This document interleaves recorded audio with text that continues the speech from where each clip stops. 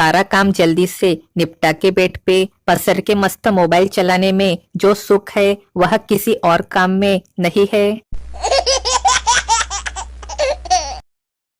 बेटा बोला, पापा मुझे 100 रुपए देना। पापा, अभी पिछले हफ्ते ही 200 दिए थे, पहले उसका हिसाब दे। बेटा बोला, अगर हिसाब की बात है तो मुझे हर वो पैसे का हिसाब चाहिए जो बचपन से अब तक रिश्तेदारों ने मुझे दिए हैं। उसके बाद दे चप्पल, दे लाते, दे घुसे। जापान बोला, हमारे देश में सब लोग राइट साइड से गाड़ी चलाते हैं, वैसे आपके देश में क्या सिस्टम है? भारतीय, ऐसा कुछ फिक्स नहीं है। दरअसल सामने वाला कौन सी साइड से आ रहा है उस हिसाब से एडजस्ट करना पड़ता है। हवन के दरमियान दूल्हा पंडित की पत्नी को दाई तरफ बैठाना है या बाई तरफ?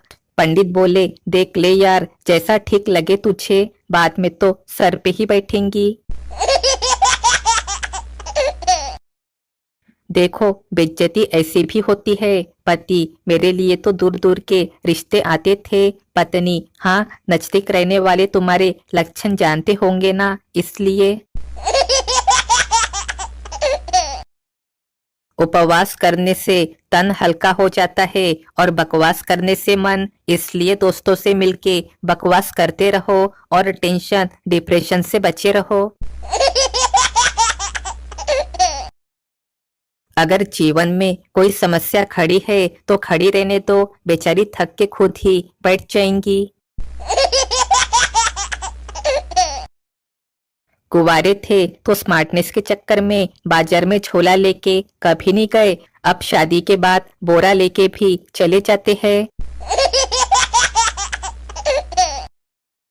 दोस्तों, चुटकुलों के बीच में एक मजेदार सवाल बताए। एक आदमी अपने हर जन्मदिन पे गुल्लक में हर बार 1 रुपया डालता है। 60 साल बाद जब उसने गुल्लक फोड़ा तो उसमें केवल 15 रुपए ही निकले। बताओ कैसे? कमेंट करके बताओ।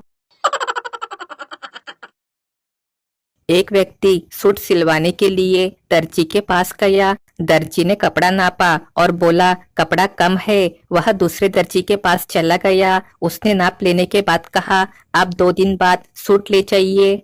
2 दिन बाद उसने सूट लिया और पैसे दे रहा था कि दर्जी का 5 साल का लड़का आ गया। उसने भी बिल्कुल उसी कपड़े का सूट पहन रखा था।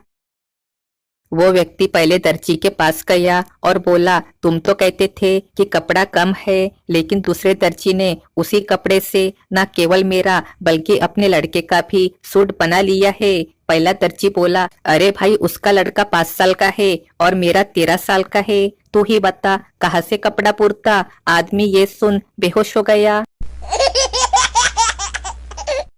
एक सच बात, करोड़ों रुपयों की बैंकों में से हेरा फेरी हो गई, पर डोरी से बंधा हुआ पेन वही का वही रहा। इसलिए लक्ष्मी की चोरी हो सकती है परंतु सरस्वती की नहीं। इसलिए संतानों को शिक्षित बनाए, धनवान नहीं।